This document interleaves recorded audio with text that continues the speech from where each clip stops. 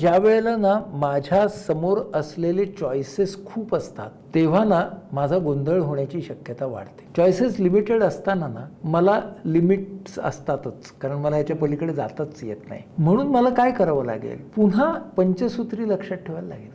सगळे चॉईसेस करताना 5 मुद्दे लक्षात ठेवायला लागेल. म्हणजे माझ्या आरोग्यासाठी काय छान, ध्येयाकडे काय नेतं, स्वतःबरोबरचं नातं, इतरांबरोबरचं नातं, उत्पादकता, याच्यावरती मी चॉईस करणार. मग तो चॉईस साबणाचा असू दे, गाडीचा असू दे, लाईफस्टाईलचा असू दे. चॉईसेस हे वस्तूंप्रमाणे बदलत नाहीत. म्हणजे चॉईस करण्याची माझी पद्धत वस्तूंप्रमाणे बदलत नाही. तिकडं मी ही पंचसूत्री लक्षात ठेवावी.